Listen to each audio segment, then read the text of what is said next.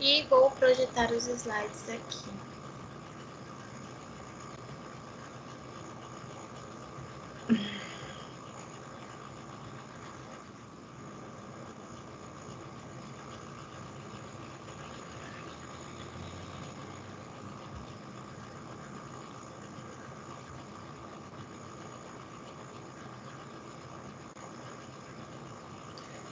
Vocês estão vendo os slides?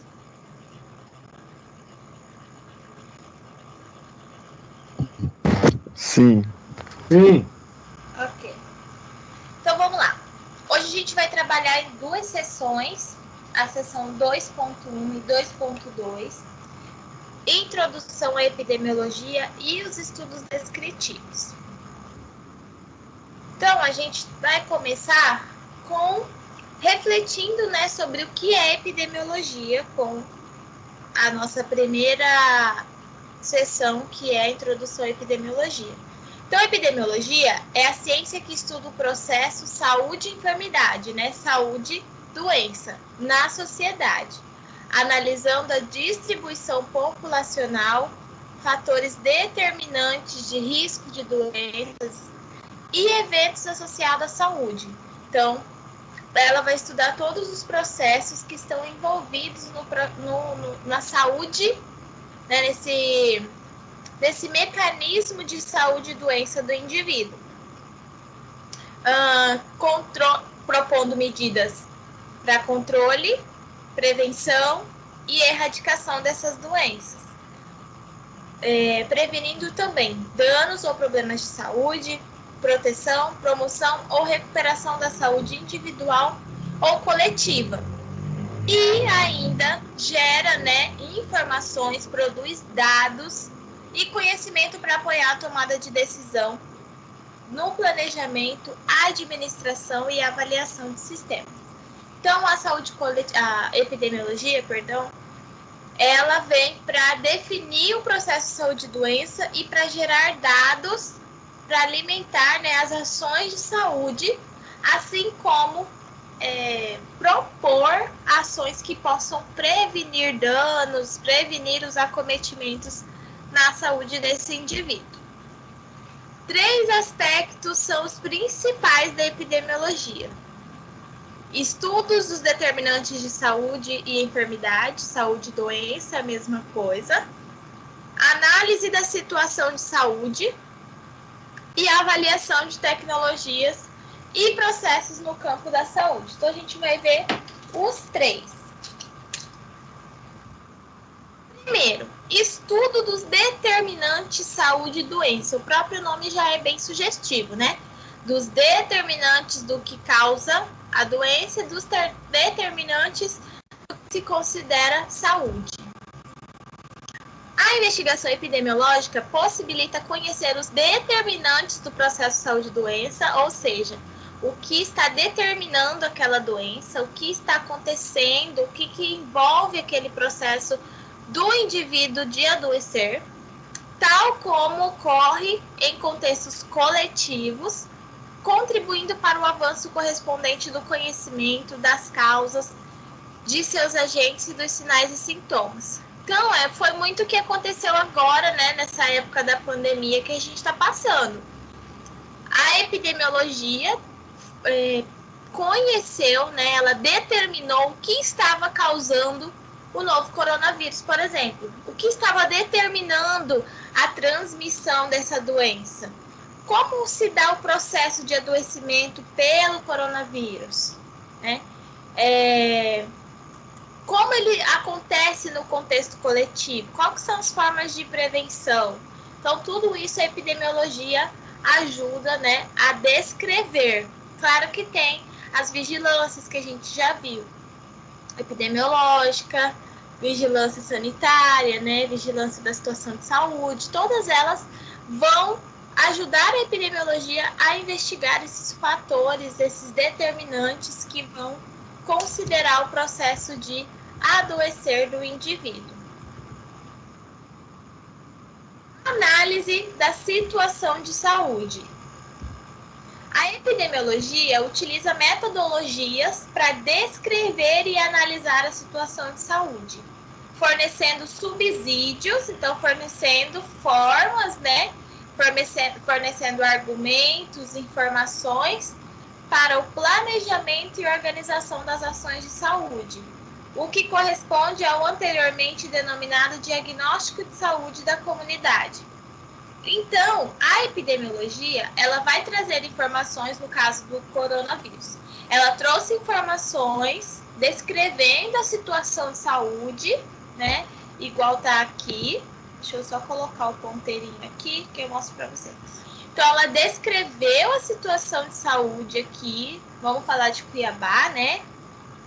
Fornecendo informações para que fosse feito um planejamento e organização das ações de saúde voltadas para o coronavírus, né, que são os decretos que saem, por exemplo, as medidas sanitárias, as medidas de controle, né, de contaminação e tudo mais. O terceiro aspecto da epidemiologia, a avaliação de tecnologias e processos no campo da saúde. A metodologia epidemiológica pode ser empregada na avaliação de programas, atividades e procedimentos preventivos e terapêuticos, seja na prestação de serviço ou no impacto de medidas de saúde para a população. Considera-se estudos de efetividade e eficácia de processos diagnóstico e terapêutico, preventivos e curativos individuais e coletivos. Então, a epidemiologia, ela também vem para avaliar as ações, né, os programas, os procedimentos que já foram implementados e implantados, para definir se eles são bons, se do jeito que tá dá para continuar, digamos assim.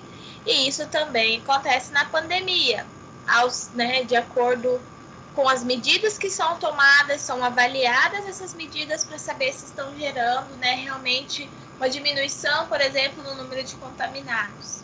Então, esse também é um aspecto da epidemiologia.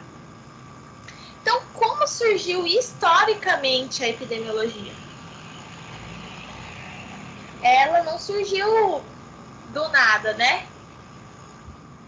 Ela veio de uma construção histórica. Há 2.500 anos, Hipócrates analisava as doenças como produto da relação do indivíduo com o ambiente, há 2.500 anos atrás. Então, ele já dizia que o clima, a maneira de viver, os hábitos alimentares poderiam influenciar no adoecimento do indivíduo. Mas a galera lá falava assim, não, isso aí é balela, a pessoa adoece por causa de um patógeno, de um vírus, de uma bactéria. Mas Hipócrates já começava a analisar essa relação que o ambiente tinha, né? Essa relação do indivíduo com o ambiente que poderiam gerar doenças nesses indivíduos. Em seus textos, então, Hipócrates observa-se, né, nos textos de Hipócrates, o raciocínio epidemiológico. Ainda não era chamado de epidemiologia, né? Mas era epidemiológico. Então, que privilegiava a tradição de Higeia, ou seja, considerava a saúde como resultante da harmonia dos homens e do ambiente e procurava promover essa harmonia por meio de ações que preveniam a doença, com manutenção do equilíbrio entre a terra, o ar, a água e o fogo. Então, entre os 4 elementos, né? A tradição de Higeia acredita que os 4 elementos eles eram capazes de influenciar no processo de adoecimento e considera então que a saúde é uma harmonia desse ambiente com o homem, né? Desses 4 elementos com o homem.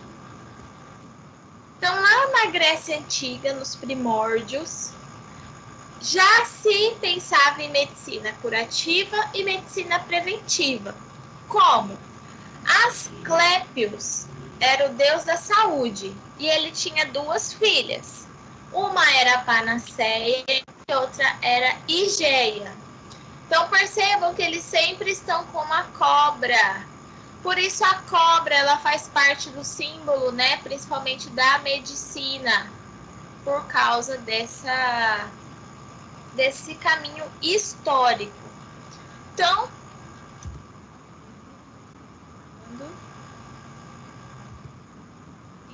lá, né, Asclépios era o deus da saúde e tinha suas duas filhas. Panaceia era a padroeira da medicina individual e curativa, foi considerada.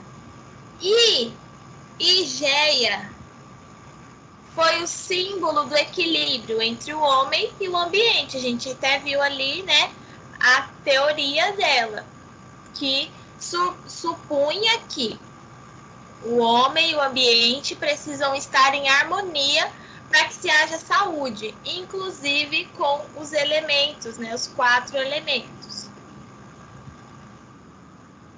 No início já da Idade Média, o domínio do cristianismo e as invasões bárbaras, aí tem que lembrar lá um pouquinho da história, determinaram práticas de saúde de cunho mágico religioso, que incluía amuletos e orações. Então, lá na Idade Média, a cura, né, as práticas curativas e preventivas de saúde eram dadas através de amuletos e orações. Então, eram, né, por exemplo, se você tiver uma fita vermelha, previne contra doenças somáticas, né, doenças, o comum, né, senso comum, olho gordo. Então, isso é uma prática baseada em amuletos e orações, né, em superstições. Então, na Idade Média, a prática de saúde era voltada para esse tipo. E a prática médica para os pobres era feita por curandeiros e religiosos, como caridade. Então, os pobres não tinham direito, né, não tinham acesso à saúde, ao tratamento de doenças, apenas se tivessem por meio, né, dos curandeiros, dos religiosos que faziam caridade e cuidavam dos enfermos. Não havia nenhuma ação coletiva, então eram ações individuais. A pessoa adoecia, fazia-se o tratamento e pronto. Exceto quando eles percebiam que muita gente estava ficando doente ao mesmo tempo, né? Ou que tinha surgido alguma praga e alguma epidemia.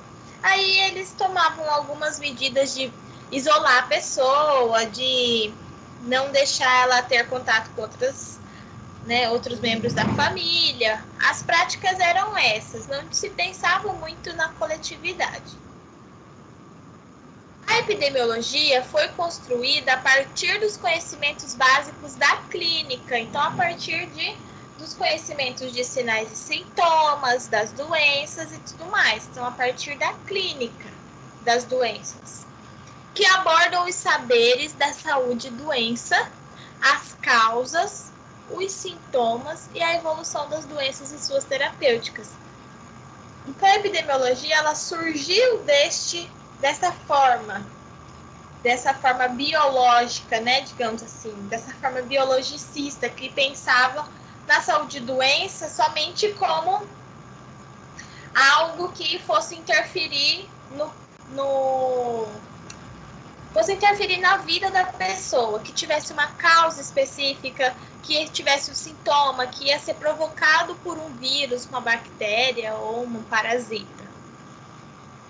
Foi também construída com base na estatística, que possibilitou quantificar a ocorrência da doença e analisar riscos de adoecimento. Então, a estatística, ela traz, né, até hoje, ela vem dessa forma para quantificar a ocorrência das doenças e analisar os riscos.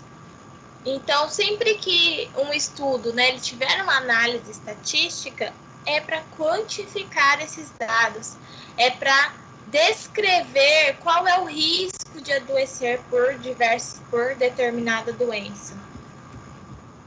E a epidemiologia também surgiu com a medicina social, que permitiu compreender os processos determinantes e condicionantes sociais além da relação do modo de viver, do trabalho e dos hábitos de vida com a saúde e o adoecimento da população. Então, a medicina social ela já veio para incorporar os hábitos, né, das pessoas, os meios em que ela está inserida, o meio social, econômico, a relação que ela tem com o trabalho, do que ela trabalha. A medicina social ela já veio incorporar isso no processo de adoecimento da população, que antes não era incorporado. Era somente o modelo, né, digamos assim, biológico, que pensava na doença como resultante de um agressor, de um patógeno. Já a medicina social, não, ela diz que a doença ela pode ser resultante de diversos determinantes e condicionantes que levam o indivíduo a adoecer. A epidemiologia, então, se alicerçou sobre uma tríade. Então, vamos lá, isso aqui é importantíssimo. Qual é a tríade da epidemiologia? Clínica, estatística e medicina social. Então, essa é a tríade da epidemiologia. Contribuições da clínica para que se entendesse a epidemiologia. A medicina, com seu saber técnico, né, voltada para o modelo biomédico, que o corpo era uma máquina e que essa máquina era disposta de engrenagens e de sistemas. Se um desses sistemas falhassem, o corpo adoecia. Era mais ou menos assim, em resumo.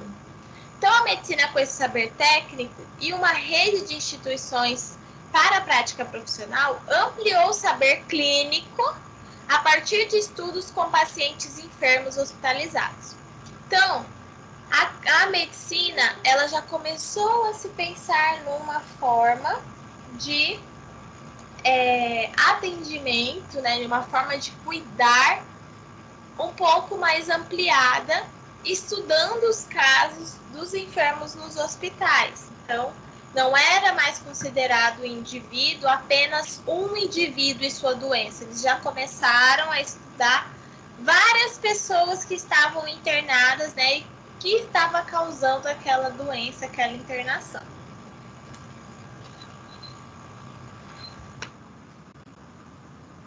Em meados do século XIX, surgiram os estudos da fisiologia moderna de Claude Bernard, que é esse senhorzinho aqui, ó, que se estruturaram por meio das patologias e suas lesões. Mesmo ainda progredindo em relação ao atendimento coletivo, né, ainda assim consideravam-se as patologias e as lesões, né, causadas por elas, resultante de uma ação de um patógeno e não da ação social. Não se incluía as variáveis sociais, digamos assim, nesse processo. Ainda na clínica tivemos Louis Pasteur, com suas contribuições na bacteriologia e na compreensão de doenças infecciosas. Então, ele conseguia, né, Louis Pasteur foi quem isolou a bactéria, uma bactéria, e foi descobrindo que diversas doenças eram causadas por elas, né, a depender de um certo tipo de doença, mas ele conseguia isolar isso em laboratório e descobrir como como se dava o processo de contaminação pelas doenças infecciosas. Aí, esse daqui é ele, tá? Luiz Pasteur. Robert Koch, que descobriu o agente causador da tuberculose, também exerceu importante contribuição na clínica para a epidemiologia. Ele descobriu um bacilo causava tuberculose. E o nome do bacilo, né, da tuberculose, é bacilo de Koch. Quando vocês forem estudar tuberculose, vocês vão ver que o nome do bacilo é bacilo de Koch.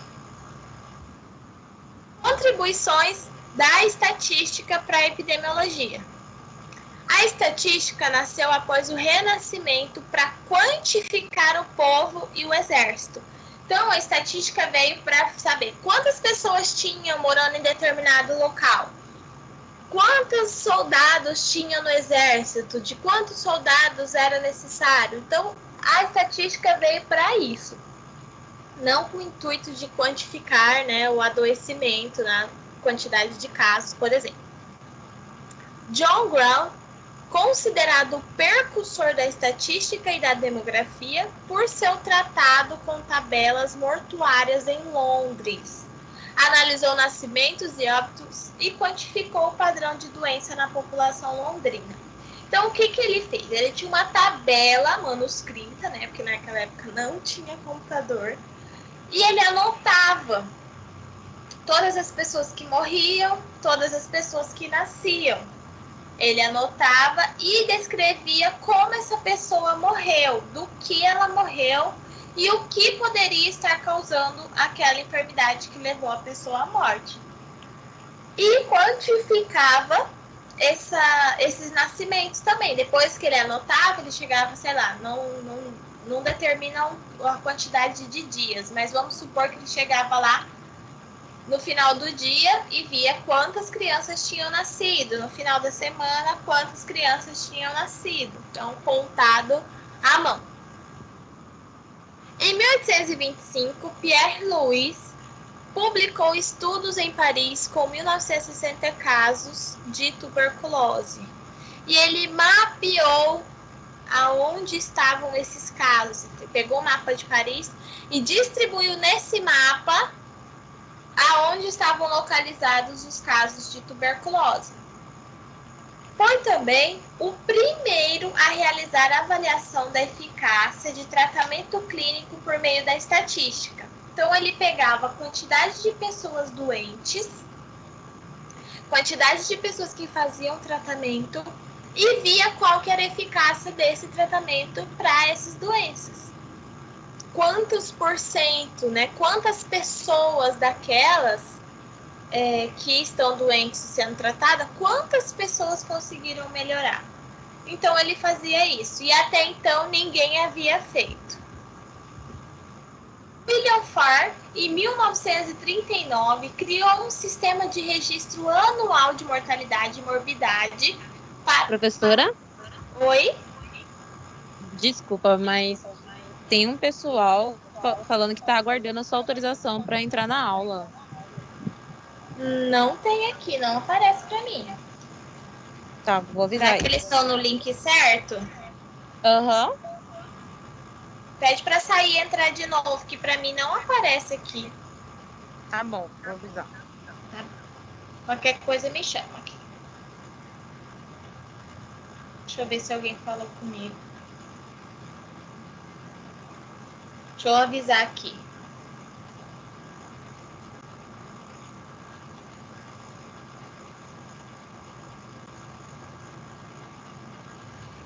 É que às vezes, pessoal, entra no link que está no portal, lá o automático. E aquele link ainda não está funcionando. Aí a pessoa fica esperando eu aceitar, mas não aparece para mim porque a gente não está naquele link. Quando eu falo o link está no portal, eu até discrimino o local que ele está, porque realmente não é aquele link automático. É o link que eu crio e posto no portal do aluno para vocês. Porque o link automático ainda não está funcionando. Deve ser por isso, eles devem estar no link automático.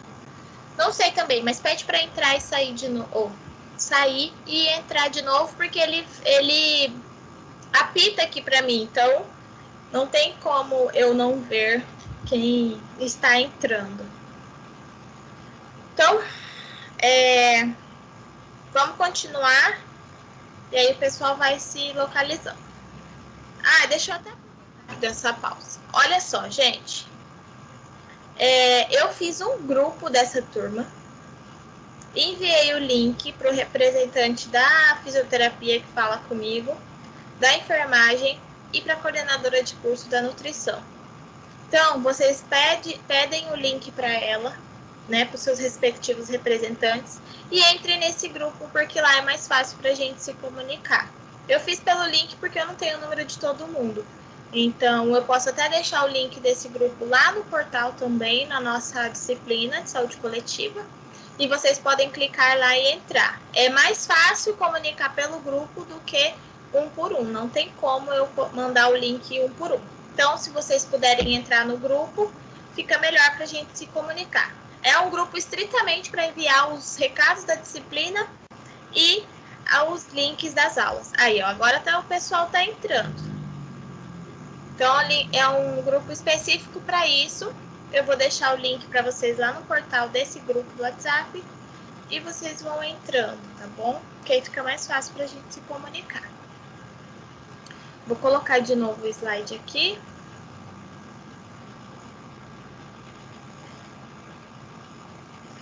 E vamos lá. Qualquer coisa, me chamem aqui.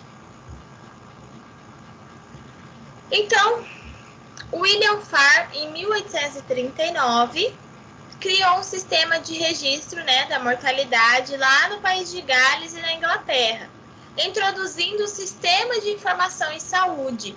Então, não era informatizado como é hoje, né, com computador e tudo mais, mas era um sistema que ele registrava as causas de morte durante o ano todo e depois, né, geravam informações de saúde para que fosse definido a causa, né? Quantas pessoas morreram de determinada doença, qual foi a causa da morte, quais foram as doenças que mais mataram naquele ano. Então, é algo parecido com o que a gente tem hoje, mas hoje, né, é muito informatizado e isso acaba auxiliando, né, com que tenha dados estatísticos. A gente consegue pegar dados dos sistemas de informação de saúde do país todo.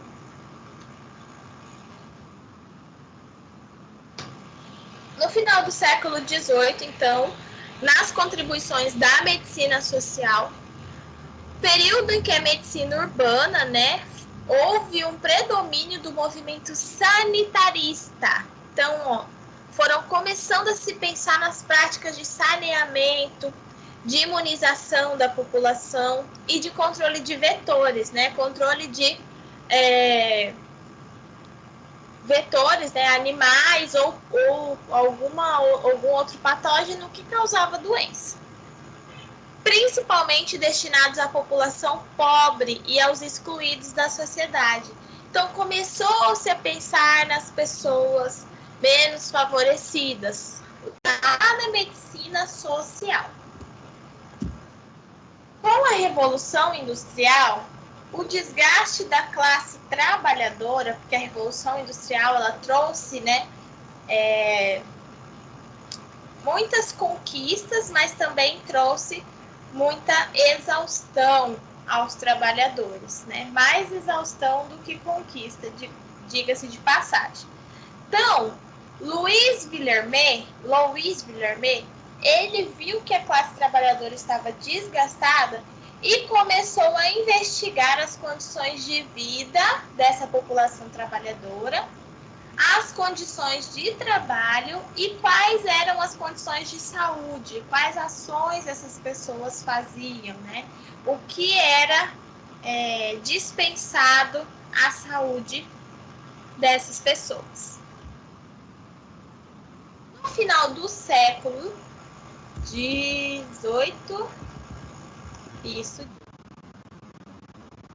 o trabalho de Frederick Engels trouxe contribuições para a formulação da epidemiologia. Então, ele contribuiu para a epidemiologia científica quando revelou as condições de vida e saúde degradantes do proletariado urbano. Então, ele mostrou a desigualdade, né? Digamos assim, a iniquidade das condições de vida e saúde das pessoas de baixa renda, das pessoas, né, do proletariado. Então, ele trouxe uma contribuição para a epidemiologia mostrando essas condições e como isso influenciava no processo de adoecimento dessa população proletariada.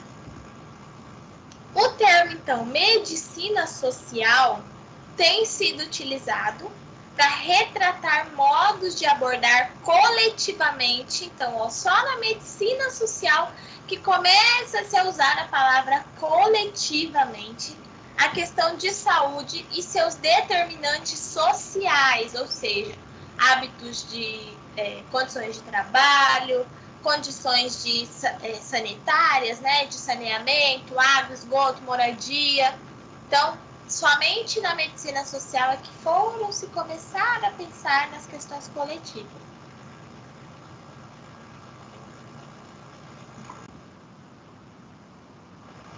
O médico sanitarista, então sanitarista é a pessoa especialista em saúde pública ou saúde coletiva. O sanitarista Rudolf Virchow, em seu relatório sobre epidemiologia de tifo, né, que deu na época uma epidemia, de tifo, então deu diversos casos de tifo, ao afirmar que para controlar o surto não bastaria o tratamento individual dos doentes, mas seria preciso realizar reformas políticas e melhorias nas condições sociais. Relacionou o desenvolvimento social e o processo saúde e doença. Então, este senhor aqui, ele foi o primeiro a dizer, né, dessa forma: não adianta só dar medicamento, tratar os doentes. É melhor que faça uma reforma, uma melhoria nas condições que essa pessoa trabalha, de vida, né, nas condições sociais, porque isso vai impactar no processo de adoecimento dessa pessoa. Então, ele foi o primeiro a falar. Imagino lá naquela época, né, o pessoal tudo assim: meu Deus, esse homem deve estar meio maluco. Eu imagino que foi dessa forma, porque até então pensava-se mais em tratamento, né? Pensava-se da forma que a doença ela tinha um cunho social também, que as condições de vida, de trabalho, moradias, condições sanitárias iam interferir. Então, acho que o pessoal ficou tipo assim: esse aí, ó, tá lelé da cuca. Em 1831, John Snow é considerado o pai, né, da epidemiologia. Desafiado pela epidemia de cólera e por não encontrar relação dessa doença com a teoria miasmática, que é a teoria que relaciona as doenças à qualidade do ar, que predominava naquela época, iniciou estudos mapeando onde os doentes viviam e de quem recebiam água. Então, John Snow falou assim: não é possível que esse tanto de gente está ficando doente. E aí ele foi investigar e viu que não era pelo ar. Antes eles achavam, né, que a maioria das doenças eram transmitidas pelo ar. Que não era pelo ar, então era da onde? Da onde essas pessoas estavam, né, contraindo doenças. Aí ele começou a ver, a determinar variáveis, né? Deixa eu só ver aqui se... Ai, não, achei que era gente que não conseguia entrar. Ele começou a determinar algumas variáveis, tipo, então vamos avaliar a água. Já que não é o ar, vamos para a água. Lembra dos elementos? Então, ele começou a avaliar a água e da onde que esse pessoal que estava doente tomava água. E assim ele foi conseguindo mapear os casos de cólera. E atualmente, a partir da década de 50 até atualmente, a epidemiologia se impôs ao ensino médico e de saúde pública como um dos setores de investigação social, né, médico-social mais frutífero, com utilização de inquéritos epidemiológicos, principalmente relacionados a doenças não infecciosas, ou seja, doenças crônicas, hipertensão, diabetes, mal de Alzheimer, né, lúpus, doenças que não tem cura, mas tem tratamento. Então, até hoje, a epidemiologia ela é um campo rico de atuação. Ela é um campo de investigação muito rico, que, né, possibilita gerar dados importantíssimos para a saúde da população. Na primeira década do século XXI, as pesquisas e práticas de epidemiologia tiveram foco nas doenças não transmissíveis. Então, doenças, né, que não são transmissíveis de pessoa para pessoa. Autores e epidemiologistas assumem que a tendência atual da epidemiologia é ter maior intercâmbio com outras disciplinas, como a biologia e ciências sociais. Quando você vai trabalhar com saúde coletiva, eles pedem sempre para você escolher um método de pesquisa, né? Uma linha de pesquisa. Epidemiologia, ciências sociais e políticas e gestão em saúde. Então, são essas 3 vertentes. Todas elas, principalmente a epidemiologia, ela tem essa ligação com a biologia para explicar os fatores que vão determinar e condicionar uma doença. E com as ciências sociais para determinar, né, quais são os fatores sociais, de hábitos de vida, de trabalho que podem causar essa doença.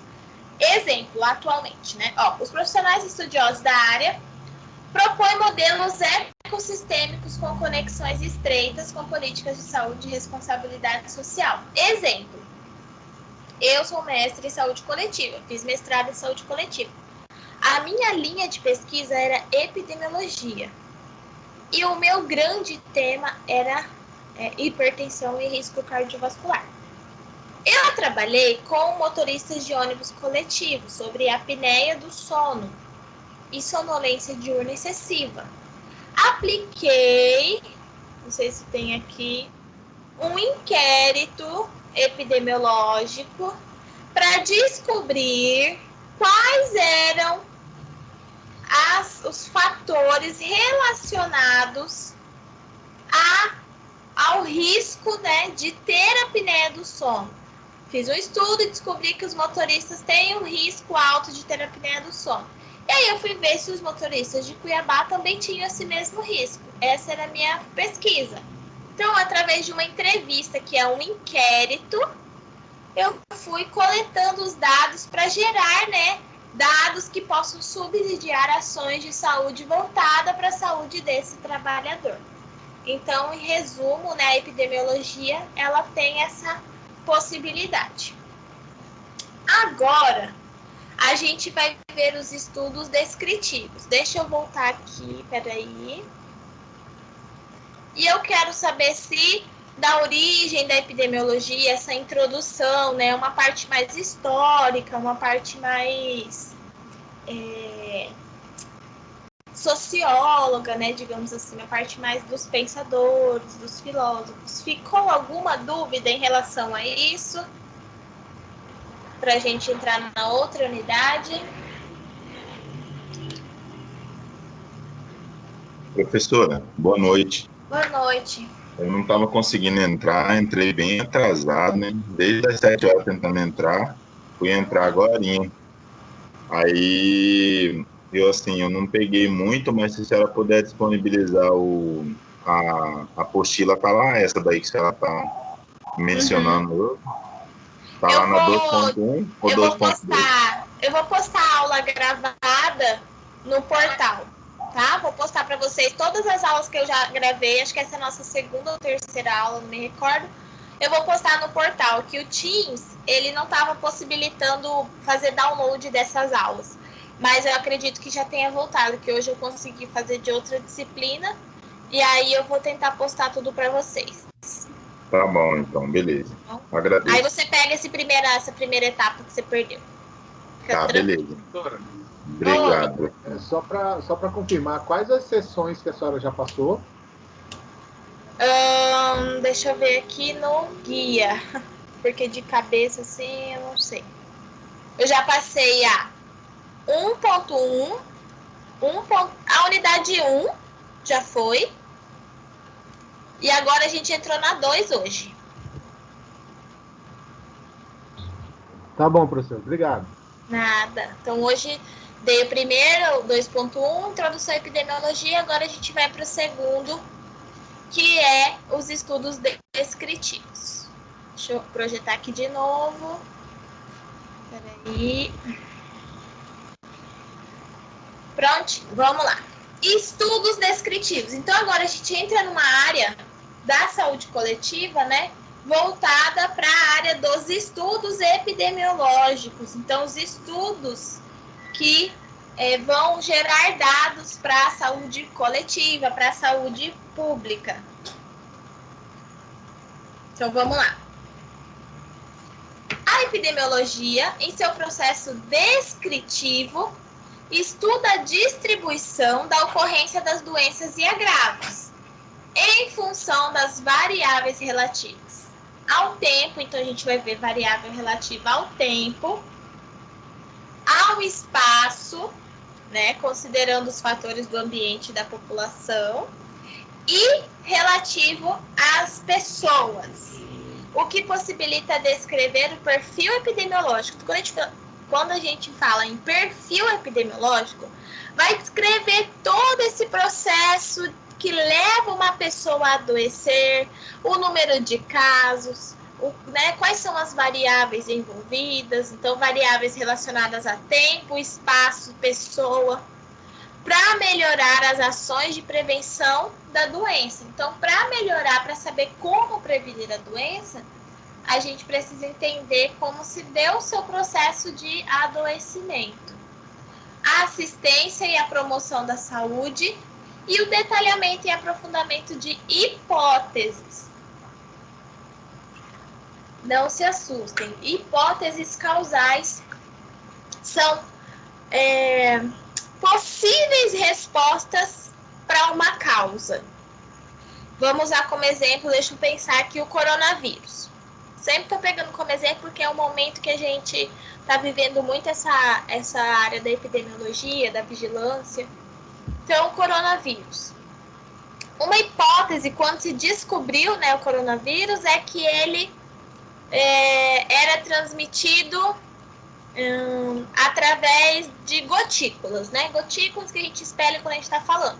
Era uma hipótese causal, uma hipótese do que poderia causar o coronavírus. E aí pensou-se assim, isso também é uma causa, mas existem mais coisas, como tocar em objetos contaminados, né? Se uma pessoa ela tossiu na mão, pegou num corrimão, você veio logo em seguida, pegou nesse corrimão e por por qualquer motivo coçou o olho, você já corre o risco de ser infectado. Então, a hipótese causal, né, é essa primeira de que as gotículas causavam o coronavírus, mas aí depois dos estudos epidemiológicos e clínicos, descobriu-se que tinham outras formas de causas. Então, a hipótese ela estava correta, no entanto, ela teve que ser complementada. Então, a hipótese é isso, a gente até usa essa palavra, né? Ah, não, é só uma hipótese. Não, a pessoa fala, não, mas isso não vai acontecer. Não, mas é só uma hipótese. Supondo, então, você está criando uma possível resposta que pode ou não acontecer. Então, a hipótese é isso. Uma resolução, uma possível resposta que pode ou não acontecer. É importante conhecer, para fazer um estudo epidemiológico, as respostas das seguintes perguntas: onde, quando e sobre quem ocorre determinada doença? Então, que lugar? Em que período de tempo? Sobre quem? Quem são os mais acometidos? Crianças, idosos? População mais jovem? Quais os grupos lá são mais vulneráveis? Crianças? Pessoas com doenças crônicas? Existe época do mês em que se observa um aumento na ocorrência desses casos? Então, por exemplo, a dengue. Em épocas chuvosas tem mais casos de dengue, porque aumenta o acúmulo de água, né? E o mosquito se reproduz, se prolifera, digamos assim. Então, no tempo seco, setembro, existem mais doenças respiratórias? Então, são perguntas que a gente precisa responder. Em quais regiões do município ou do país, o agravo é mais frequente. Então, existem regiões, por exemplo, aqui no Mato Grosso, é muito frequente os casos de hanseníase, de dengue. Então, quais são as regiões? Isso tudo é para um estudo epidemiológico, para determinar. Tem diferentes distribuições das doenças nas regiões. Então, por exemplo, o Covid-19 mesmo, existem diferença?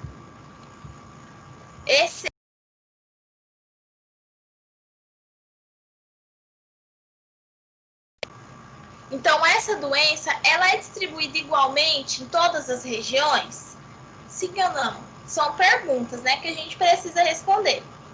Há diferença na frequência da doença segundo a população? Então, a depender das características da população, a frequência da doença aumenta ou diminui, né? Os números de casos, ele aumenta ou diminui? Existem diferenças de risco segundo classe social? Existe. As pessoas que moram em locais, né, que não tem saneamento, que não tem serviço de saúde disponível, faz diferença? Faz diferença a renda que essa pessoa ganha em relação a essa doença? A classe social ao qual ela pertence? Existem características ambientais que se tornam mais propícias à ocorrência da doença? Por exemplo, aqui em Cuiabá, essa fumaceira que está, né, todo enfumaçado o tempo. Existe alguma característica que vai tornar a população mais vulnerável a doenças respiratórias, por exemplo? Aqui em Cuiabá existe. Aqui, né, tem pouca corrente de ar, a fumaça das queimadas se acumula aqui na nossa capital. Então, isso é um fator ambiental que oferece risco. Então, é importante gerar e testar hipóteses. Ao gerar a hipótese, né, você diz que uma possível doença tem um possível curso. Então, por exemplo, no meu caso, a minha hipótese era: motoristas de ônibus coletivo têm maior risco de desenvolver a apneia do sono. Eu supus, né? Era isso que a literatura me trazia. Os outros artigos científicos de motoristas de ônibus de outros países ou de outros estados diziam que eles tinham a chance, né, o risco, aliás, bem alto de ter apneia do sono. Então, a minha hipótese era de que os motoristas daqui de Cuiabá teriam o mesmo comportamento. E aí, depois, né, quando eu vou fazer a minha pesquisa propriamente dita, coletar os dados através dos inquéritos, quando eu vou analisar esses dados por meio da estatística ou por meio de outro tipo de análise, eu estou testando essa hipótese. Testando para saber se realmente os motoristas de ônibus coletivo, eles têm maior risco ou não. Então, é importante na epidemiologia gerar, né, nos estudos descritivos, gerar e testar essas hipóteses através do desenvolvimento da pesquisa. As contribuições do estudo descritivo. Vamos ver. A abordagem descritiva, apoiada nos princípios básicos das ciências básicas, sociologia, antropologia, né? Economia, informática, ciência, política, aliada às ferramentas da estatística. Então, os princípios das ciências básicas, sociologia, antropologia, ciência política, alinhado à estatística, auxilia na identificação de problemas do adoecimento na coletividade. Então, você aliar disciplinas, seja ela básica, com análises da estatística, você consegue avaliar esses problemas de saúde na população.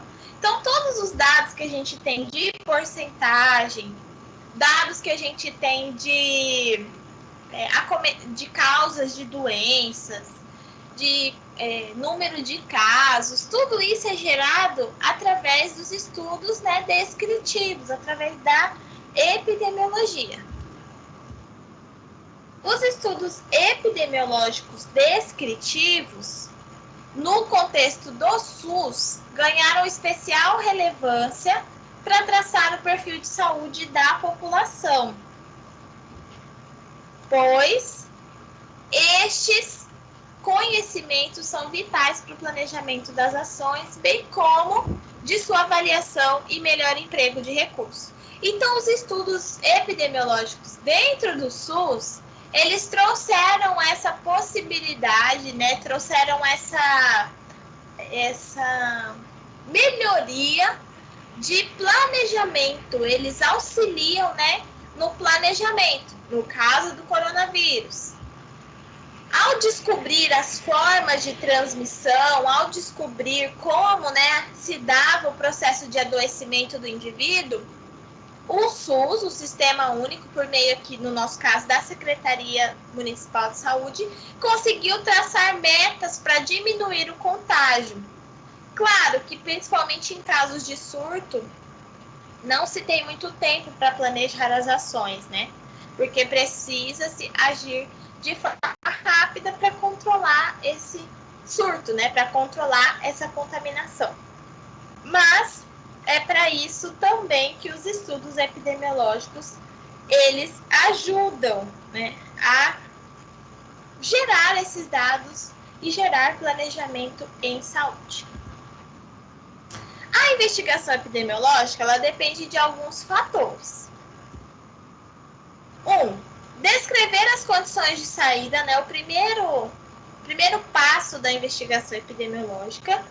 Descrever as condições de saúde da comunidade a partir de dados rotineiramente coletados em fonte de dados. Então, você pode coletar dados primários, que é por meio dos inquéritos, de entrevista, ou você pode coletar dados por meio dos sistemas de informação em saúde, que ficam no DataSUS. Então, são dados em que são, quando eu falo assim, tantos casos notificados de dengue, tantos casos notificados de coronavírus. Esses casos notificados, eles geram dados para a saúde, eles vão para um sistema de saúde, né? E eles geram dados para avaliar, né, a situação de saúde, para avaliar como está a distribuição dessa doença, a condição de saúde. Então, descrever através dessa coleta de dados, seja em dados primários, que a gente chama, que é por inquérito, por entrevista. Eu vou lá e faço uma entrevista com a pessoa, ou vou aferir a pressão, vou medir a altura, peso, fazer alguma coleta de sangue, que seja. Claro que tem que passar tudo pelo Comitê de Ética em Pesquisa. Mas ou pode ser dados primários, que é quando você coleta esses dados diretamente com outra pessoa, né, uma entrevista, ou dados secundários, que é quando você pega essa informação de um sistema de saúde, por exemplo, você pega essa informação de um prontuário, são dados que você não coletou, mas você vai utilizar para sua pesquisa. Ou coletados diretamente, lá por meio de questionário ou inquérito populacionais específicos, ou coletados de fontes, sistemas de saúde, prontuários, por exemplo, ou coletados diretamente por meio dos questionários. Então, primeira coisa que você tem que fazer para gerar uma investigação epidemiológica é descrever as condições de saúde da comunidade. Os estudos puramente descritivos, eles não avaliam causa e efeito. Como assim? Quando você faz um estudo descritivo, você não pode falar assim, ficar no ar-condicionado causa resfriado. Quando eu faço um estudo descritivo, eu não analiso causa e efeito, exposição e efeito. No meu estudo descritivo, se ele for analítico, a gente consegue fazer isso. Mas descritivo não tem essa relação.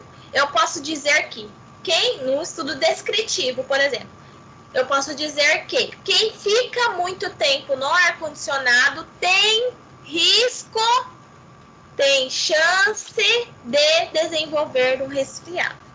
Chance, risco, Não estou dizendo que se a pessoa ficar no ar-condicionado, ela vai ter resfriado. Porque esse estudo descritivo não possibilita isso. E são baseados em estatísticas sobre índice de morte e podem analisar a causa da quantidade de óbitos conforme a idade, o sexo ou o grupo étnico durante um período específico de tempo em vários países. Então, é uma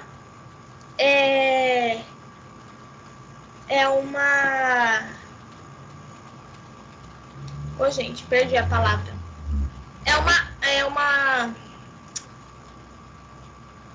Um modelo de se fazer esse tipo de estudo. Quase que não saiu a palavra. É um modelo de se fazer esse tipo de estudo. Pode ser com índice de morte, pode ser com índice de pessoas nascidas com determinada doença. Você pode investigar uma doença, mas você não pode dizer uma relação de exposição e efeito. Então, no estudo descritivo, a gente tem 3 variáveis que vão ser estudadas, relacionadas ao espaço, ao tempo e à pessoa. Variáveis relacionadas ao tempo. Pode ser intervalo de tempo, que é o tempo decorrido entre eventos a partir de determinada marca cronológica.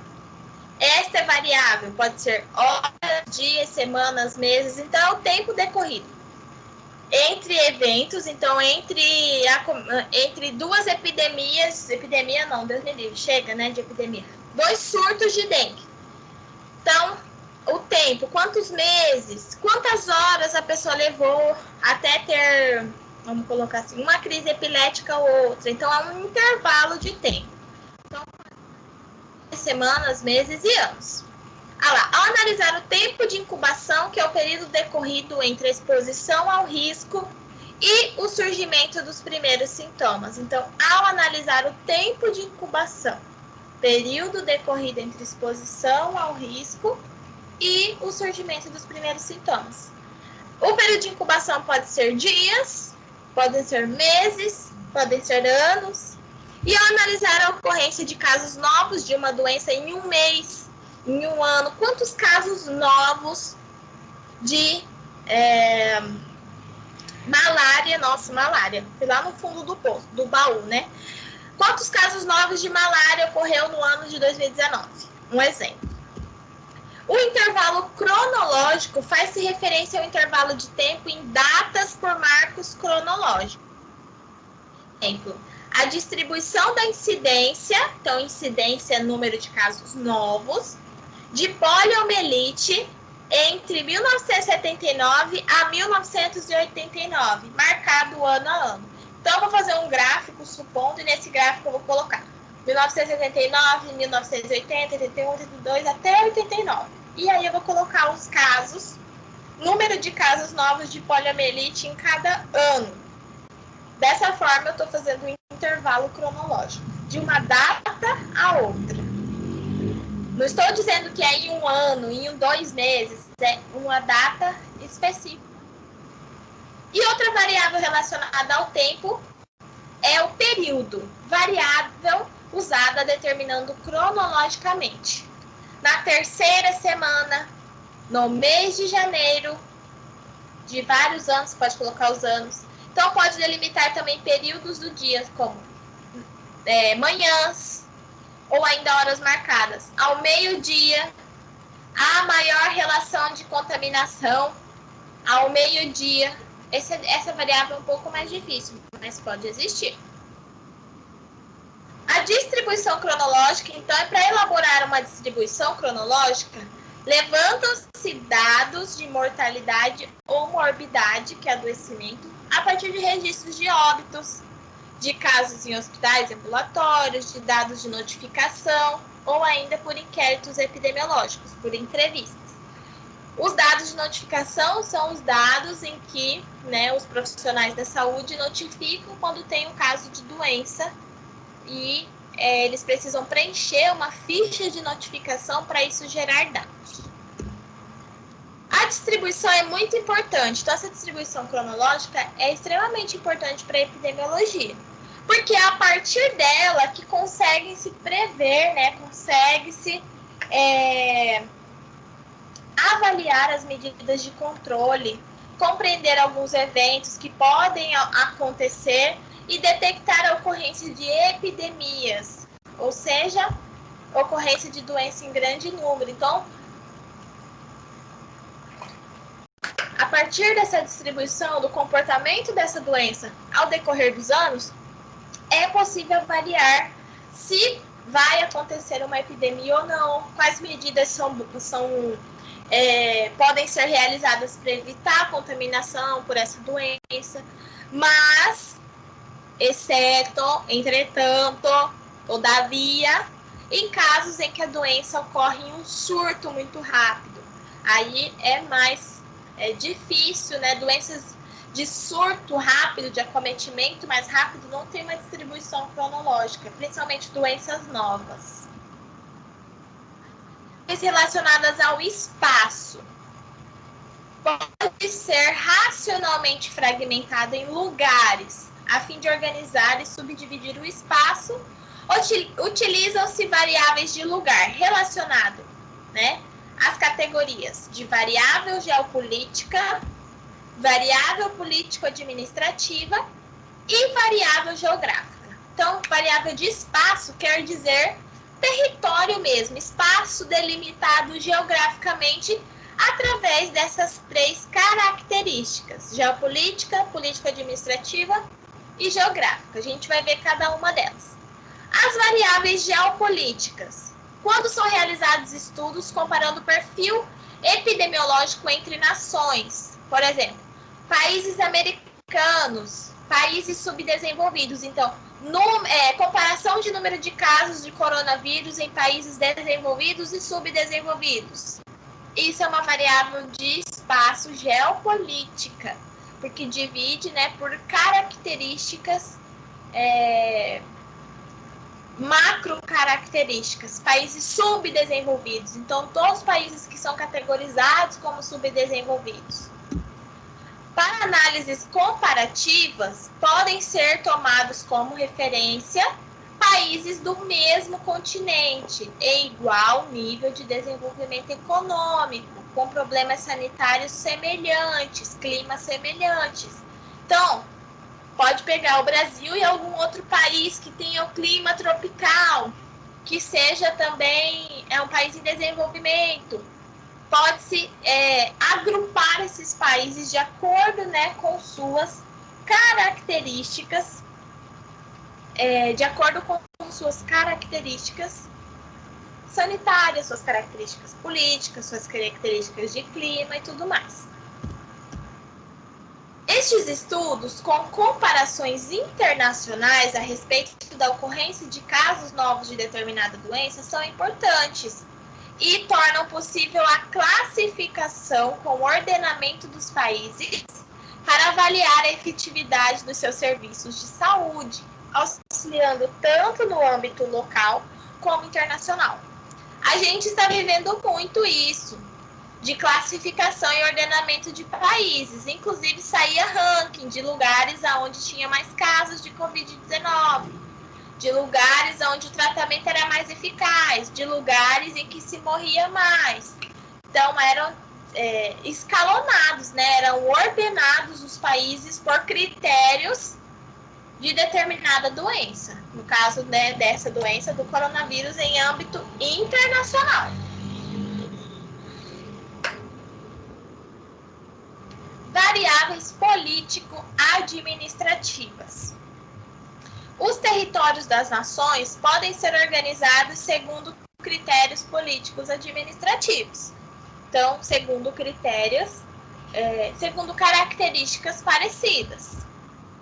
Estudos com comparações tanto regionais quanto municipais são necessários e podem expor as diferenças nas condições de saúde e indicar necessidades de problemas localizados, orientando os locais e os tipos de recursos necessários para o controle das enfermidades e agravos.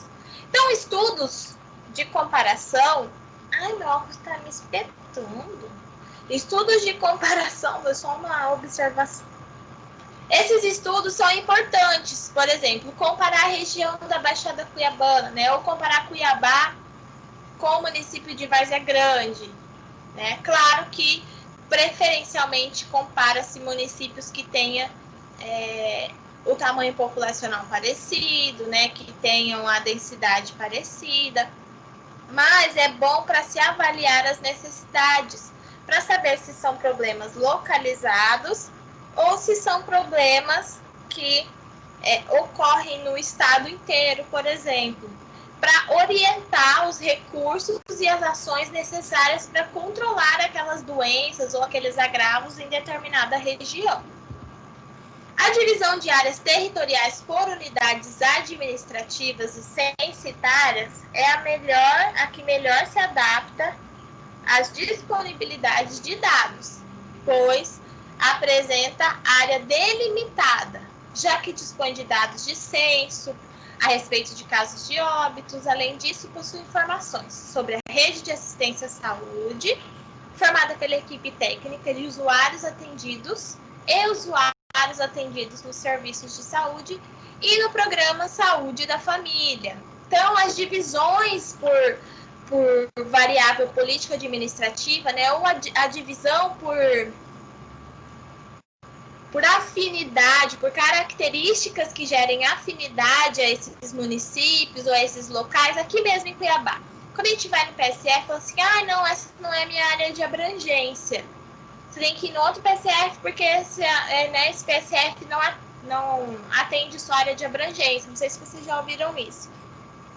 Mas isso quer dizer que a área territorial que essa unidade de saúde atende tem uma limitação geográfica, porque ela vai atender um número X de pessoas e um número X de pessoas que tenham características parecidas, que tenham doenças parecidas ou que tenham necessidades sanitárias e econômicas e de educação semelhantes, porque aí a tomada de decisões ela é mais efetiva, você consegue traçar estratégias para um determinado público, para um determinado local. A visão regional é dada em grandes regiões, região norte, nordeste, sul, sudeste e centro-oeste. E micro-regiões geográficas, compostas por agregação de municípios. Então, a gente tem região da Baixada Cuiabana, região de saúde da Baixada Cuiabana.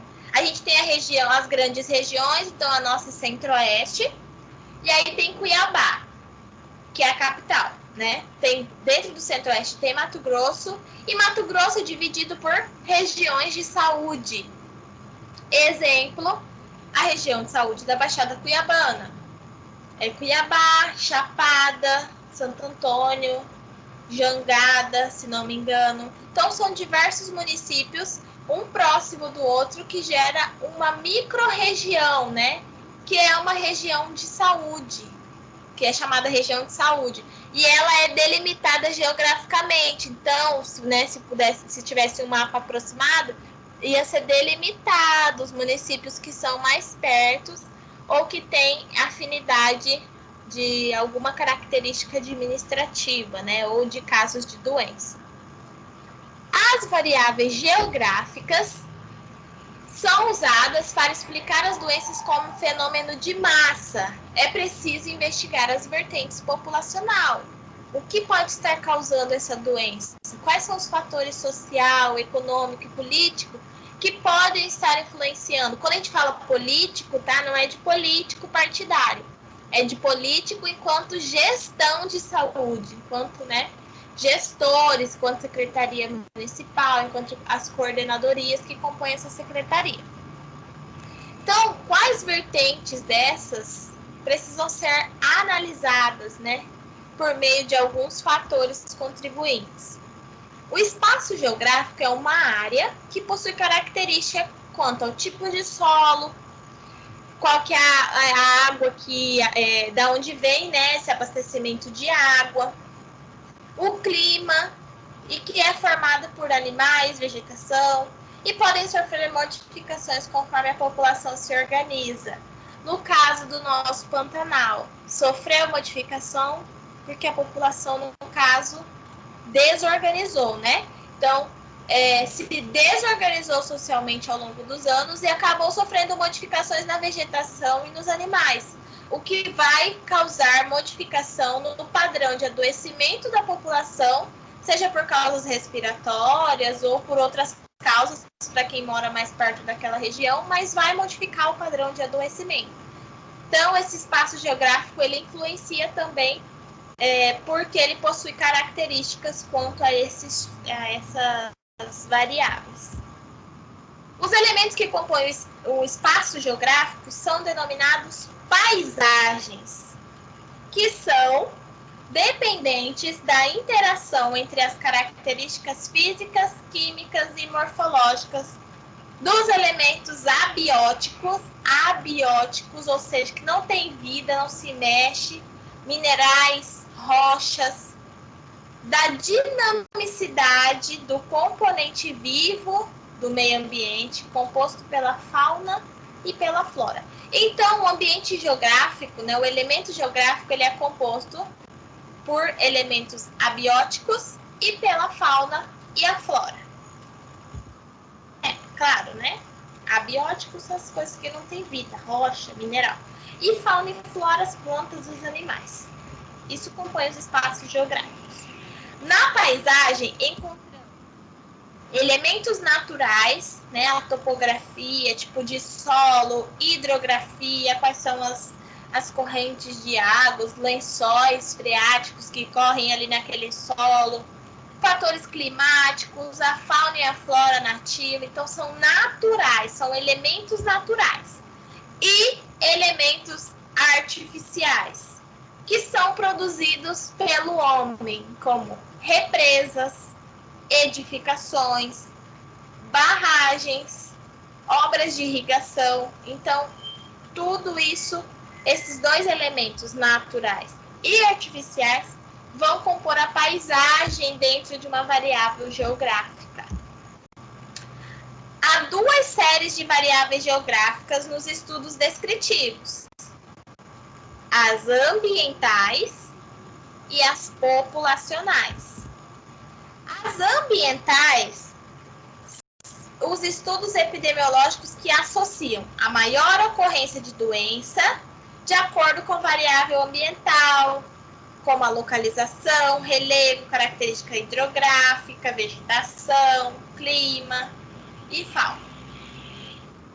Variáveis ambientais, né, desses estudos, também descrevem doenças relacionadas a fatores ambientais artificiais, como a destruição da paisagem natural pelo desmatamento, emissão de poluentes, uso excessivo de agrotóxico, a introdução de aditivos químicos na alimentação, além dos agrotóxicos, ainda aditivos, né, químicos que colocam na alimentação pronta, como, por exemplo, alimentos processados, alimentos enlatados, e os poluentes no ambiente de trabalho e do tipo de moradia. Então, as variáveis ambientais, que são subdivisões das variáveis geográficas, elas vão influenciar em todo o processo de adoecimento voltado para ações ambientais, voltados para condições ambientais.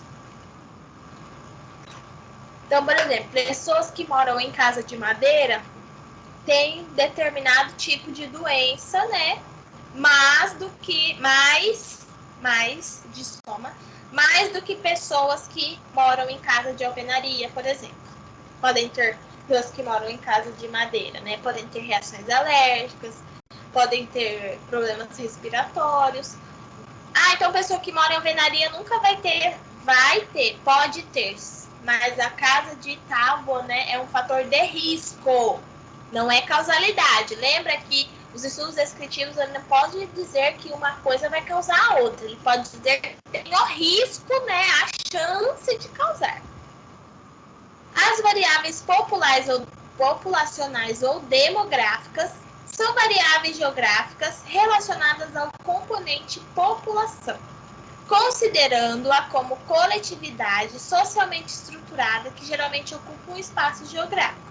Então, quer dizer, essa variável populacional são as pessoas que vivem juntas numa coletividade, mas, né, junto, quando eu falo coletividade, quando o livro fala, não é necessariamente todo mundo junto no mesmo lugar, mas moram na coletividade dentro de um espaço geográfico delimitado que é Cuiabá, que é o seu bairro, por exemplo. A variável, né, essa variável populacional, as populações elas vão se diferenciar de acordo com o lugar que moram. Zona urbana, zona rural, tem necessidades diferentes. Estado civil, se é casado, solteiro, divorciado, se é união estável. A profissão dessa pessoa, a etnia dela, nível socioeconômico. Então, são variáveis que vão influenciar nesse processo de acometimento por alguma doença ou não. Ao comparar a saúde das populações urbana e rural, há, sem dúvida, uma diferença bem grande na disponibilidade de assistência médica sanitária, principalmente em regiões subdesenvolvidas com menores ofertas de trabalho, escola e saneamento.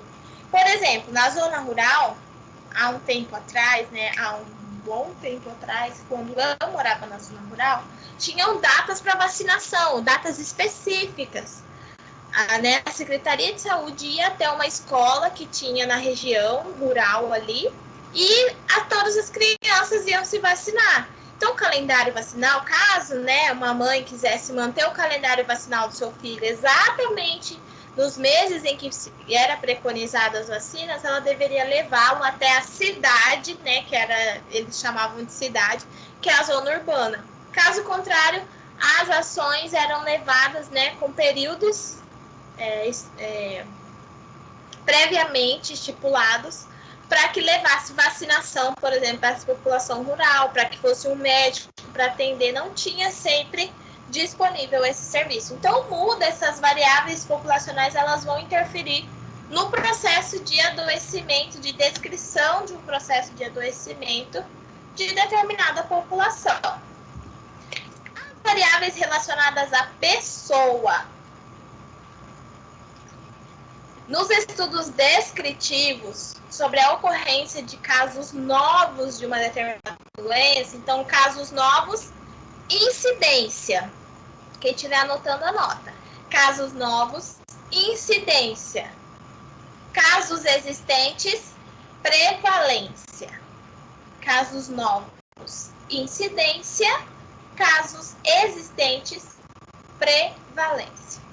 Então, nos estudos descritivos sobre a ocorrência de incidência, né, casos novos de alguma doença, em uma determinada população heterogênea, então heterogênea que tem características diferentes, as características da população não podem ser adotadas como características de lugar, em que as mesmas variáveis assumem qualidade de variável pessoal de um grupo específico. Então, vamos ver as variáveis relacionadas à pessoa. Características gerais. É uma variável que é utilizada, né, relacionada à pessoa. A característica geral. Idade e sexo.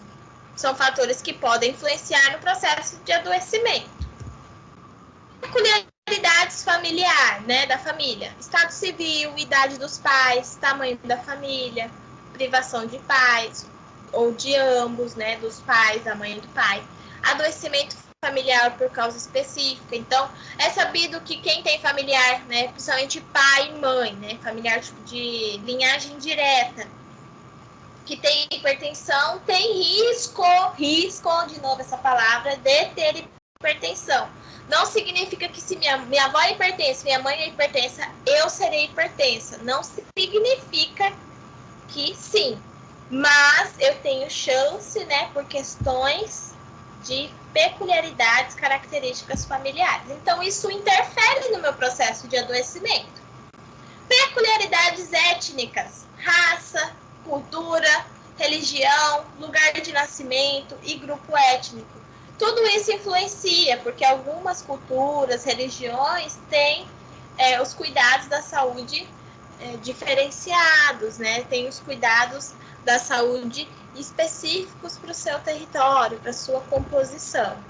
Condições socioeconômicas também influenciam no processo de adoecimento e são variáveis relacionadas à pessoa. Então, ocupação, do que essa pessoa trabalha, o que ela faz, renda pessoal influencia muito, qual que é o acesso, né, dessa pessoa a serviços privados ou não, quanto ela ganha, o que ela pode, né, se é suficiente para prover os recursos que ela precisa. A renda familiar, qual que é o grau de instrução dessa pessoa, então, tanto que ela sabe, né, que ela tem de conhecimento também, que vai influenciar no processo de entendimento da doença. Tipo e zona de residência. Então, qual que é o tipo, né, da casa dela, aonde que ela mora, qual que é o local, tem saneamento, não tem? Eu falo ela, pessoa, tá, gente? Tem saneamento, não tem? Então, isso influencia. Doenças durante a vida intrauterina e ao nascer. Idade materna, então a mãe era né, um exemplo, muito jovem, ou, né, com a idade já mais avançada. Número de fetos gestados, único ou gêmeos. Características e intercorrências durante o parto. Condições físicas da mãe e ocorrência durante a gestação. Então, tudo isso vai influenciar também no processo de adoecimento dessa pessoa ao longo de sua vida. Características intrínsecas. Constituição física, ou seja, são características da pessoa, tá? Intrínsecas, de dentro, digamos assim. Estado fisiológico, nutricional e imunológico. Doenças intercorrentes, então se a pessoa já teve alguma doença, a constituição física dela, IMC, né, estado nutricional, imunológico, uma pessoa imunodeprimida, que tem o sistema imunológico debilitado, não. Tipo de comportamento, é uma pessoa sedentária, faz exercício físico, qual que é o padrão alimentar, né, tem comportamentos que podem influenciar no processo de adoecimento, então tem comportamentos perigosos, e essa idade e sexo não faz parte daqui, tá? É um erro de digitação. Então, ignore. Incidentes também são variáveis relacionadas à pessoa, então ocorrência de estresse, de acidentes, doenças que essa pessoa já foi acometida, uso de medicação que essa pessoa faz, então alguns incidentes que podem desenvolver um processo de adoecimento no indivíduo. E hábitos e atividades ocupacionais, né? Qual é o hábito ocupacional dessa pessoa no trabalho, por exemplo? Medicação com constância, faz uso de alguma medicação de uso contínuo, uso excessivo de inseticidas domésticos e agrícolas. Então, às vezes a pessoa fala assim, você usa inseticida agrícola? Não! Na onde eu moro, na zona rural, tem uma plantação de soja, mas minha casa não tem, não uso agrotóxico. Mas qual que é a distância dessa plantação? Será que esses agrotóxicos não chegam na casa dessa pessoa, na plantação dela, no consumo do alimento? E inseticida doméstico, gente. Tem gente que faz o quê? Pesticida e na barata, até a barata ficar branca. Tenho certeza que alguém vai se identificar com isso. Então, você pode inalar esse inseticida e pode fazer mal para a saúde, também gerar doenças respiratórias e até intoxicação. Uso de drogas permitidas, lícitas, fumo, álcool, medicamento, então são fatores que podem influenciar. Uso de drogas ilícitas também. Comportamento alimentar, de atividade física, se tem lazer, se não tem. Então, essas são as variáveis relacionadas à pessoa que podem influenciar no seu processo de adoecimento. No decorrer do curso de vocês vão perceber o quanto essas variáveis relacionadas à pessoa elas são usadas nos exames, quando a gente vai fazer um exame físico, quando a gente vai fazer uma anamnese, que são as perguntas que a gente faz para a pessoa. Então, tudo isso vai influenciar, principalmente essas variáveis relacionadas à pessoa. Vocês vão se lembrar delas ainda ao decorrer do curso de vocês. Aqui tem um gráfico que é um exemplo. Gráfico de distribuição segundo gênero né? Sexo. Sexo, né? Não é segundo gênero, segundo sexo. Mas esse gráfico ele é antigo, então não tinha-se ainda essa visão de gênero e sexo. E faixa etária de casos de doenças de Chagas entre 98 a 2005 no Amapá, que ilustra a descrição da distribuição da doença segundo variável de espaço e de tempo. Então, aqui a gente tem esse gráfico. Segundo gênero e faixa etária. Isso são variáveis relacionadas, na verdade, a pessoa. Gênero e faixa etária relacionada à pessoa. A gente acabou de ver. Casos de doenças de Chagas no período de 1998 a 2005. Variável de tempo. Então, né, de período de 98 a 2005. No Amapá, variável geográfica. Então, aqui a gente tem um exemplo de um gráfico de um estudo epidemiológico de número de casos por faixa etária, né? Então, número de segundo gênero e faixa etária relacionada à pessoa. No período de 1998 a 2005, relacionado ao tempo. E no Amapá, relacionado ao espaço. Então, nesse gráfico tem os 3 tipos de variáveis abordados no estudo descritivo. As variáveis consideradas são, então, nesse gráfico aqui, tempo, mês, ano, dia, sequência cronológica e período. Então, as variáveis de tempo, resumão, tempo, sequência cronológica e período. Aqui foi de sequência cronológica, de 98 a 2005. Variável de pessoa, idade, sexo, raça, ocupação, nível de instrução, tipo de moradia, hábitos, doenças existentes, pré-existentes, entre outros. Que no nosso caso aqui foi gênero e faixa etária. Espaço, né? Variável de lugar, de espaço. Geopolítica entre nações, política administrativa, segundo divisão territorial, município, região. Geográficas variam segundo característica da população que habita o local. Então, aqui foi uma variável político-administrativa, porque foi, né, um município, uma região, um território. A abordagem descritiva, então, o estudo descritivo, ele permite estudar a distribuição da frequência dessas doenças e de agravos em função de variáveis ligadas ao tempo, variáveis ligadas ao espaço, relativas ao ambiente, à população, e variáveis ligadas às pessoas, né, à pessoa, fornecendo informações sobre o perfil epidemiológico para adoção de práticas de saúde. Então, se eu perguntasse assim, quais são os 3 tipos de variáveis relacionadas aos estudos descritivos? De tempo, de espaço e de pessoa. Qual é a finalidade dos estudos, né, de determinar o perfil epidemiológico da população? Adotar práticas de saúde coletiva, adotar práticas de saúde, né, para melhorar a saúde da população. Então, esse é o objetivo dos estudos descritivos.